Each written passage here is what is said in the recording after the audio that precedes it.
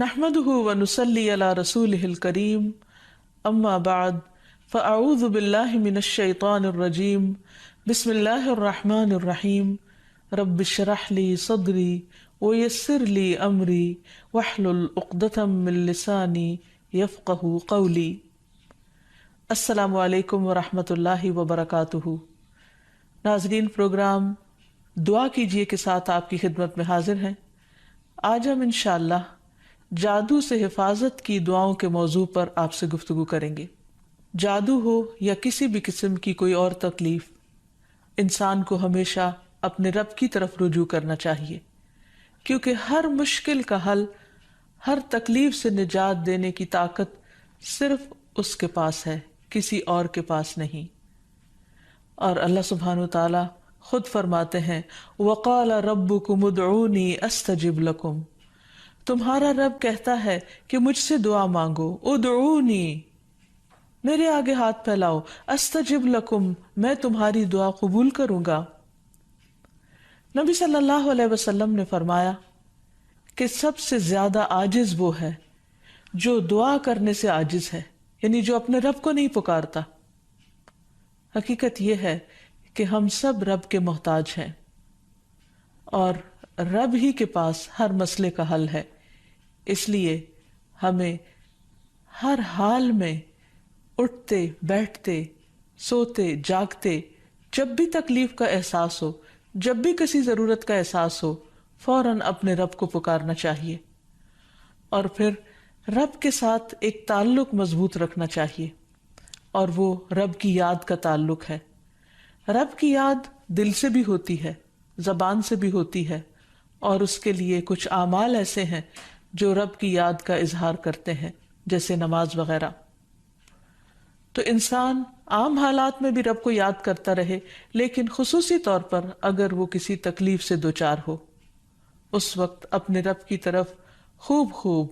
دل لگا کر دعائیں کرے، رجوع کرے اور اپنے رب سے مانگے۔ اللہ سبحانہ تعالیٰ بندے کی دعا ہر وقت قبول کرتا ہے، لیکن اگر کوئی تکلیف یا بیماری ہو یا جادو کی شکایت ہو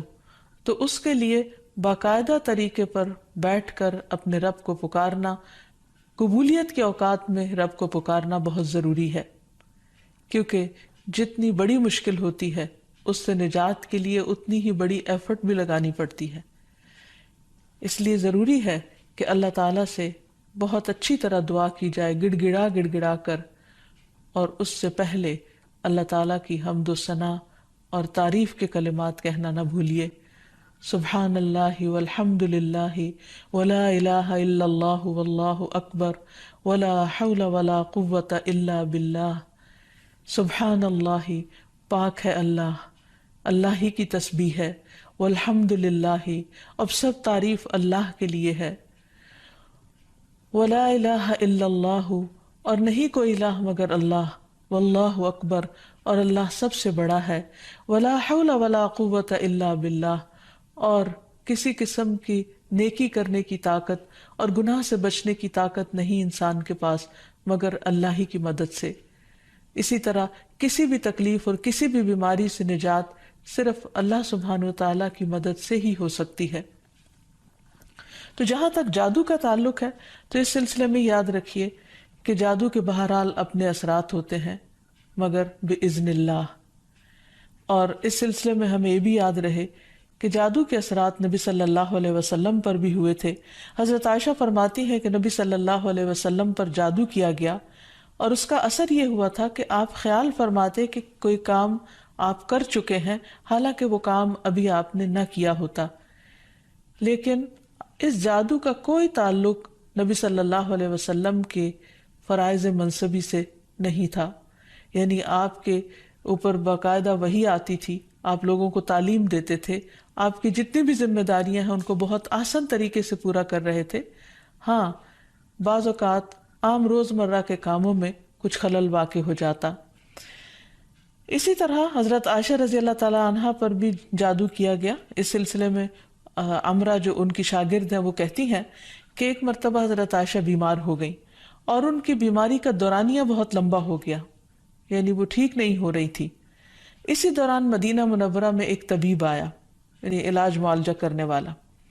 تو حضرت عائشہ کے بھتیجے ان کے پاس گئے اور انہوں نے حضرت عائشہ کا نام لیے بغیر ان کی ساری علامات بتائیں کہ وہ کس قسم کی تکلیف میں مبتلا ہیں،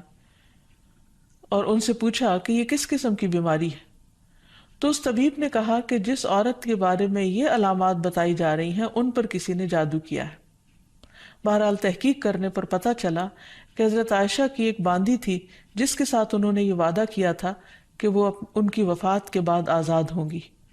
تو اس باندی نے آپ پر جادو کر دیا تاکہ حضرت عائشہ کی وفات جلد ہو جائے اور وہ آزاد ہو سکیں۔ بہرحال اس کے بعد حضرت عائشہ نے اس کو عربوں کے ایک مضبوط قبیلے کے ہاتھوں بیچ دیا اور اس کی قیمت کے بدلے ایک اور غلام کو آزاد کر دیا۔ تو اس واقعے سے بھی پتہ چلتا ہے کہ بہرحال جادو برحق ہے، یعنی جادو ایک اثر رکھتا ہے۔ برحق ہونے کا مطلب یہ نہیں کہ اس کا کرنا درست ہے، ہرگز نہیں، بلکہ جادو تو کفر ہے، جادو تو کبیرہ گناہوں میں سے ایک گناہ ہے، لیکن لوگ بہت سے اور کبیرہ گناہوں کی طرح اس گناہ کا بھی ارتکاب کرتے چلے جاتے ہیں۔ تو اس لیے اس بارے میں معلوم ہونا چاہیے انسان کو کہ یہ کس قسم کی بیماری ہے، کس قسم کی تکلیف ہے، اور اس کے مقاصد کیا ہیں اور اس کا علاج کیا ہے۔ سب سے پہلی بات تو یہ ہے کہ جادو عموماً دشمنی یا حسد کی وجہ سے کیا جاتا ہے، یا کسی سے کوئی انتقام لینے کے لیے، کوئی بدلہ لینے کے لیے، اور اس کا مقصد یہ ہوتا ہے کہ دوسرے کو تکلیف میں مبتلا کر دیا جائے۔ یہ بالکل ایسے ہی ہے جیسے لوگوں کو جسمانی طور پر تکلیف میں مبتلا کیا جاتا ہے کہ کسی کو کچھ مارا جائے ہاتھ سے یا کسی ڈنڈے سے تو جسم کو تکلیف ہوتی ہے، اسی طرح روح کو بھی تکلیف پہنچتی ہے، اور روح کی تکلیف کچھ الفاظ کے ذریعے ہوتی ہے۔ جیسے عام روزمرہ زندگی میں بھی جب کوئی ہماری تعریف کرتا ہے تو ہمیں اچھا لگتا ہے، اور جب کوئی ہمیں گالی گلوچ کرتا ہے تو ہمیں اس سے تکلیف پہنچتی ہے، اذیت پہنچتی ہے۔ چونکہ روح اور جسم آپس میں گندھے ہوئے ہیں، اس لیے اگر جسم کو کوئی تکلیف پہنچتی ہے تو وہ اس کا اثر روح تک جاتا ہے۔ اسی طرح اگر روح پر کوئی چیز اثر انداز ہوتی ہے، کوئی کلام یا کچھ ایسے عملیات، تو اس کا اثر جسم تک بھی جاتا ہے، اور اس طرح انسان جادو کے اثر سے نہ صرف یہ کہ روحانی طور پر بلکہ بعض اوقات جسمانی طور پر بھی بیمار ہو سکتا ہے، اور اس میں بہت سے مذموم مقاصد ہوتے ہیں۔ بعض اوقات والدین اور اولاد میں، یا شوہر بیوی میں، یا دوستوں میں لڑائی جھگڑا اور ناچاکی پیدا کی جاتی ہے، اور باہم پیار محبت کے رشتوں کے اندر نفرت کے بیج بوئے جاتے ہیں۔ پھر یہ کہ جادو کی علامات کیا ہیں، کس کو کیسے پتہ چلے کہ جادو ہوا ہے یا نہیں، تو اس میں یہ ہے کہ انسان کی ان یوزول سی کنڈیشن ہو جاتی ہے، یعنی انسان اسی روٹین میں زندگی بسر کر رہا ہے، وہی صبح اٹھنا، کھانا پینا، روزمرہ کے معمولات، لیکن کسی چیز میں دل نہیں لگتا، طبیعت بیزار ہونے لگتی ہے۔ اور یہ نہیں کہ یہ ایک دن کے لیے، 2 دن کے لیے، کیونکہ ایسا تو ہر ایک کے ساتھ ہو ہی جاتا ہے، ایک لمبے عرصے کے لیے کیفیات تبدیل ہونے لگتی ہیں، سستی یا گھبراہٹ طاری ہو جاتی ہے، ذہنی انتشار یعنی کسی چیز پر کنسنٹریشن کا نہ رہنا، حد سے زیادہ چڑچڑا پن، بعض اوقات عبادات میں بالکل دل نہ لگنا، اور بغیر کسی ظاہری بیماری کے یا بغیر کسی ظاہری جسمانی بیماری کے انسان کے اندر بیماری کی کیفیت محسوس ہوتے رہنا، بعض اوقات ڈراؤنے خواب آتے ہیں، کبھی خون کے چھینٹے اور کچھ غیر معمولی قسم کی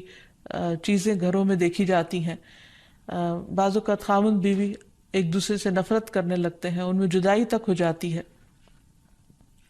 لیکن اس کا یہ مطلب نہیں کہ ان علامات میں سے کوئی ایک علامت کسی وقت انسان کے اندر پائی جائے تو انسان فوراً شک کرے کہ مجھ پر جادو کر دیا گیا، کیونکہ آج کل یہ وبا بھی بہت عام ہو چکی ہے کہ ہر دوسرا شخص اس وہم میں گرفتار ہے کہ اس پر کسی نے کچھ کر دیا ہے۔ یہ ضروری نہیں ہوتا کہ ہر وقت ایسی علامات کسی کے کچھ کیے سے ہی ہوں، یہ ویسے بھی انسان ہے، کبھی تھک جاتا ہے، کبھی غذا میں کوئی تبدیلی ہو جاتی ہے، کبھی ویسے بھی انسان کا دل اللہ کے ہاتھ میں ہے، جس طرف چاہے اس کو پھیر دے، تو انسان کی طبیعت میں ایک ملال سا اور ایک سستی یا ایک بے چینی سی پائی جاتی ہے۔ تو ان سب چیزوں کا تعلق ضروری نہیں کہ جادو سے ہی ہو، لیکن اگر جادو ہو تو یہ علامات انسان میں دکھائی دیتی ہیں۔ اب اگر کسی کے اندر ایسی چیزیں ہیں اور علاج کے باوجود، جسمانی علاج کے باوجود شفا نہیں ہو رہی، تو اس کے لیے ضروری ہے کہ انسان پھر روحانی علاج بھی کرے۔ روحانی علاج کے لیے ضروری نہیں کہ کسی بابے کے پاس یا کسی مذہبی بزرگ کے پاس ہی انسان جائے، انسان خود بھی اللہ سبحانہ تعالیٰ کا کلام پڑھ سکتا ہے اور پورے یقین اور ایمان کے ساتھ، اور اس سے انسان کو شفا ہو سکتی ہے، کیونکہ کسی انسان کے ہاتھ میں کوئی طاقت نہیں، اصل طاقت اللہ کے کلام میں ہے، جس کو پورے یقین اور ایمان کے ساتھ پڑھنا چاہیے۔ بہرحال اس سے پہلے کہ انسان کسی ایسے جادو کا شکار ہو، کچھ حفاظتی تدابیر بتائی گئی ہیں۔ جیسے جسمانی بیماریوں سے بچنے کے لیے حفاظتی تدابیر بتائی جاتی ہیں، ایسے ہی روحانی بیماریوں سے بچنے کے لیے بھی حفاظتی تدابیر ہیں۔ اس میں سب سے پہلے تو یہ کہ انسان پاک صاف رہے، طہارت اور وضو کا اہتمام کرے۔ اسی طرح عبادات کی پابندی بہت ضروری ہے، کیونکہ جب انسان اللہ تعالیٰ کے آگے جھکتا ہے، اللہ تعالیٰ کے ساتھ اس کا تعلق مضبوط ہوتا ہے، تو نہ تو وہ توہمات کا شکار ہوتا ہے اور نہ ہی وہ جادو اور مختلف چیزوں کا شکار ہوتا ہے، یعنی شیطانی اثرات اس پر کم سے کم ہوتے ہیں۔ اسی لیے نبی صلی اللہ علیہ وسلم کے سامنے جب ذکر کیا گیا کہ ایک شخص صبح تک پڑا سوتا رہا اور نماز کے لیے بھی نہیں اٹھا، تو اس پر آپ نے فرمایا کہ شیطان نے اس کے کان میں پیشاب کر دیا ہے، یعنی اپنی نجاست اس میں ڈال دی ہے۔ تو جو شخص شیطانی نجاست کے اثر میں ہو، پھر وہ سب سے بڑی بیماری اس کو لاحق ہو جاتی ہے، چاہے اس کو جادو کہیں یا کچھ اور۔ لیکن حقیقت یہ ہے کہ انسان جب اللہ کا اطاعت گزار بنتا ہے، رب کا فرما بردار بنتا ہے، تو شیطان اس کو اپنے کنٹرول میں نہیں لے سکتا، کیونکہ اللہ تعالیٰ فرماتے ہیں ان عبادی لیس لک علیہم سلطان، میرے بندے تیرا ان پر کوئی زور نہیں چلتا، کوئی زور نہیں چل سکے گا۔ ایک اور جگہ پر فرمایا الا عبادک المخلصین، مگر تیرے چنے ہوئے بندے۔ تو ہمیں ایسے بندوں میں شامل ہو جانا چاہیے جو اللہ کے محبوب ہیں، اللہ کے چنے ہوئے ہیں، اور اس کے لیے اللہ تعالیٰ نے جو ہمیں احکامات دیے ہیں، جو طریقے سکھائے ہیں، ان کے مطابق زندگی بسر کی جائے۔ پھر اسی طرح یہ ہے کہ کثرت سے اللہ تعالیٰ کا ذکر کیا جائے، خصوصاً استغفار، کیونکہ بہت سی تکلیفیں انسان کے اپنے ہی گناہوں کی وجہ سے آتی ہیں۔ جیسے آتا ہے ما اصابکم من مصیبت فبما کسبت ایدیکم، جو بھی مصیبت تم کو پہنچی وہ تمہارے اپنے ہاتھوں کی کمائی کی وجہ سے تھی۔ پھر اسی طرح اپنے گھروں کو تصاویر اور مجسموں سے پاک کرنا چاہیے، کیونکہ رسول اللہ صلی اللہ علیہ وسلم نے فرمایا فرشتے اس گھر میں داخل نہیں ہوتے جہاں کتا اور تصویر ہوتا ہے۔ پھر حفاظتی تدابیر میں سے یہ بھی ہے کہ انسان اپنے کھانے پینے کی عادات کو درست کرے، اور اس میں خصوصاً نبی صلی اللہ علیہ وسلم نے صبح کے وقت اجوا کھجور کھانے کا حکم دیا۔ آپ نے فرمایا جو شخص صبح کے وقت 7 کھجوریں کھائے گا، یعنی اجوا، اس روز جادو اور زہر سے بچا رہے گا، یعنی اس کے اندر اتنی امیونٹی پیدا ہو جاتی ہے کہ پھر برے اثرات، زہریلے اثرات اس کو نقصان نہیں دے سکتے۔ پھر اسی طرح مختلف مواقع پر مسنون اذکار کا اہتمام کرنا، مثلاً بیت الخلاء جاتے وقت نبی صلی اللہ علیہ وسلم نے سکھایا اللہم انی اعوذ بک من الخبث والخبائث، اے اللہ بے شک میں ناپاک جنوں اور جننیوں سے تیری پناہ چاہتا ہوں، کیونکہ جادو میں بھی عموماً جنات کو استعمال کیا جاتا ہے اور وہ گندی جگہوں پر رہنا پسند کرتے ہیں، اسی لیے جب کوئی بیت الخلاء جائے تو یہ دعا پڑھ لے تو انشاءاللہ اس سے ان کے شر سے محفوظ رہے گا۔ پھر اسی طرح آپ نے فرمایا جنوں کی آنکھوں اور بنی آدم کی شرم گاہوں کا پردہ یہ ہے کہ جب کوئی بیت الخلاء جائے تو بسم اللہ پڑھ لے، تو کوئی بھی اس کو پھر دیکھ نہیں سکتا۔ پھر اسی طرح شوہر بیوی کے خاص تعلق میں بھی دعا سکھائی گئی، بسم اللہ اللہم جنبنا الشیطان وجنب الشیطان ما رزقتنا، اللہ کے نام کے ساتھ میں شروع کرتا ہوں، اے اللہ ہمیں شیطان سے بچا اور شیطان کو اس چیز سے دور رکھ جو اس کے نتیجے میں تو ہمیں عطا فرمائے۔ تو آپ نے فرمایا کہ اگر اس کے بعد میاں بیوی کو کوئی اولاد ملے گی تو شیطان اسے نقصان نہیں پہنچا سکتا۔ اسی طرح تحلیل پڑھنا، لا الہ الا اللہ وحدہ لا شریک لہ لہ الملک ولہ الحمد وہو علی کل شیء قدیر، کہ اللہ کے سوا کوئی معبود نہیں، تنہا ہے، اس کا کوئی شریک نہیں، اسی کے لیے بادشاہی ہے اور اسی کے لیے تعریفیں ہیں، اور وہ ہر چیز پر قدرت رکھنے والا ہے۔ دن میں جو شخص 100 دفعہ اس کو پڑھے گا اس کے لیے 10 غلاموں کو آزاد کرنے کا ثواب ہے، 100 نیکیاں لکھی جائیں گی، 100 برائیاں مٹائی جائیں گی، اور خصوصاً اس دن وہ شام تک شیطان کے شر سے محفوظ رہے گا، اور کوئی شخص اس دن اس سے بہتر عمل کرنے والا نہیں سمجھا جائے گا سوائے اس کے جو اس سے زیادہ اس کو پڑھے۔ پھر اسی طرح انسان ہر معاملے میں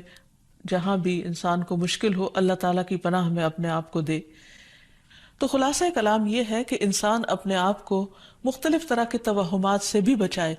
اور ہر چھوٹی بڑی بات کو جادو قرار نہ دے، یا کسی کام کو کرنے کا ارادہ نہ ہو تو یہ سوچے کہ یہ مجھ پر جادو کر دیا گیا ہے اس لیے میں اس کام کو نہیں کر سکتا۔ تو یہ دراصل شیطانی وسوسے ہوتے ہیں، اس لیے ان سے بچنا بھی ضروری ہے۔ بہرحال اگر ایسے وسوسے ہوں یا حقیقت میں کوئی بیماری ہو تو اس کا علاج بھی بتایا گیا ہے، کیونکہ کوئی بیماری ایسی نہیں کہ جو قابل علاج نہ ہو۔ رسول اللہ صلی اللہ علیہ وسلم نے فرمایا ہر بیماری کے لیے دوا ہے۔ جب کسی مریض کو صحیح طریقے پر بیماری کی دوا پہنچتی ہے تو وہ اللہ تعالیٰ کے حکم سے درست ہو جاتا ہے۔ اسی طرح جادو بھی ایک بیماری ہے اور اس بیماری کا علاج بھی قرآن و سنت میں موجود ہے۔ اس کے لیے سب سے پہلے تو یہ پتہ لگانے کی ضرورت ہے کہ کیا واقعی جادو ہے بھی یا نہیں۔ اور اس میں ہم دیکھتے ہیں کہ نبی صلی اللہ علیہ وسلم کو خواب کے ذریعے دکھایا گیا تھا کہ ان پر جو جادو کیا گیا ہے وہ کہاں پر دبایا گیا ہے،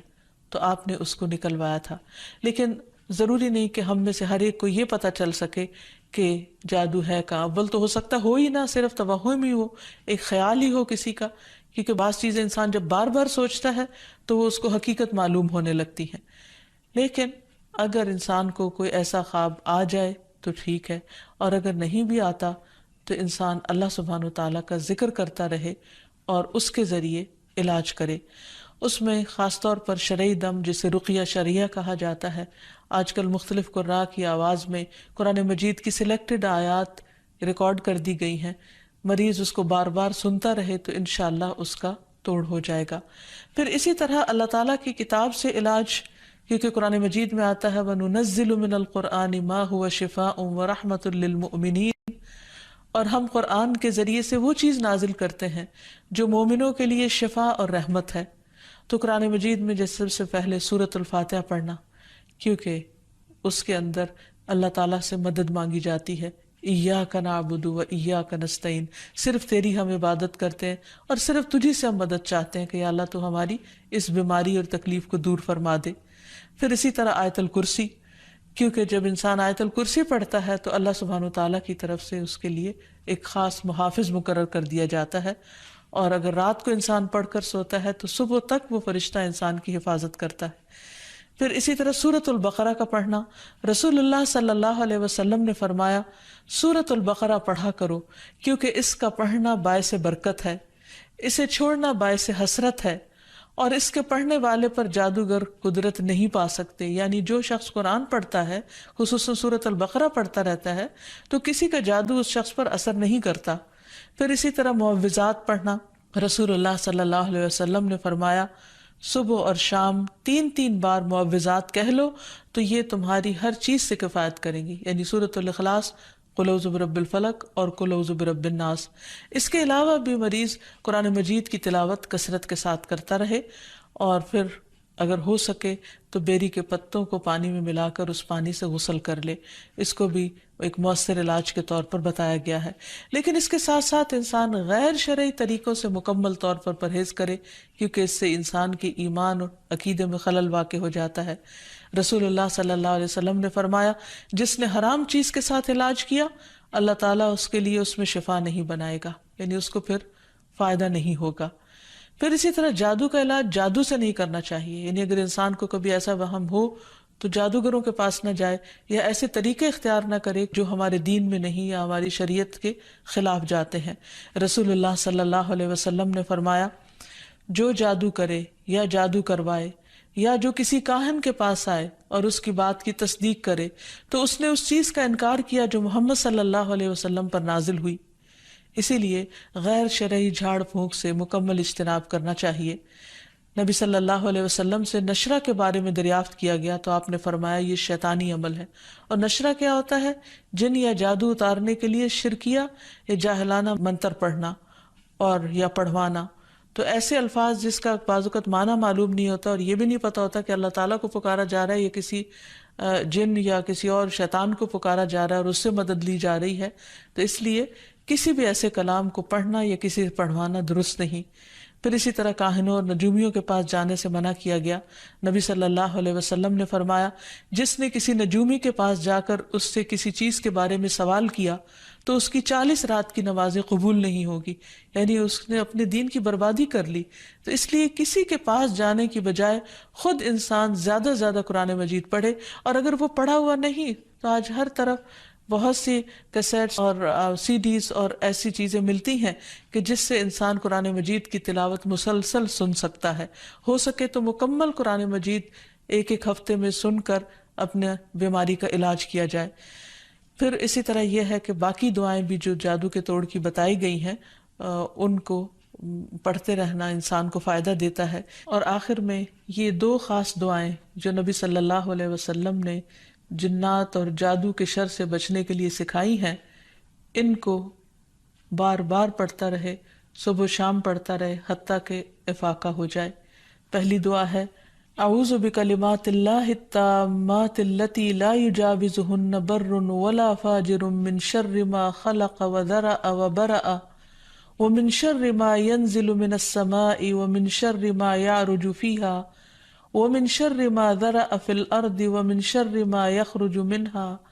ومن شر فتن الليل والنهار ومن شر كل طارق إلا طارقا يطرق بخير يا رحمن۔ میں اللہ کے کامل کلمات کے ساتھ پناہ چاہتا ہوں جن سے آگے نہ تو کوئی نیک اور نہ ہی کوئی برا شخص بڑھ سکتا ہے، ہر اس چیز کے شر سے جس کو اس نے بنایا، پیدا کیا اور پھیلایا، اور ہر اس چیز کے شر سے جو آسمان سے اترتی ہے، اور ہر اس چیز کے شر سے جو اس میں چڑھتی ہے، اور ہر اس چیز کے شر سے جسے اس نے زمین میں پیدا کیا، اور اس چیز کے شر سے جو اس سے نکلتا ہے، اور رات اور دن کے فتنوں کے شر سے، اور رات کو آنے والے کے شر سے، سوائے اس کے جو خیر کے ساتھ آئے، اے رحم فرمانے والے۔ تو یہ دعا اور ایک اور دعا جو شدید جنات کے حملے سے بچانے والی دعا ہے، جس کے بارے میں کعب الاحبار کہتے ہیں کہ اگر میں یہ چند کلمات نہ پڑھتا تو یہود مجھے گدھا بنا دیتے۔ لوگوں نے پوچھا وہ کلمات کیا ہیں؟ تو کعب نے کہا اعوذ بوجہ اللہ العظیم الذی لیس شیء اعظم منہ وبکلمات اللہ التامات التی لا یجاوزہن بر ولا فاجر وباسماء اللہ الحسنى کلہا ما علمت منها وما لم اعلم من شر ما خلق وبرأ وذرأ۔ میں اللہ کے عظیم چہرے کی پناہ مانگتا ہوں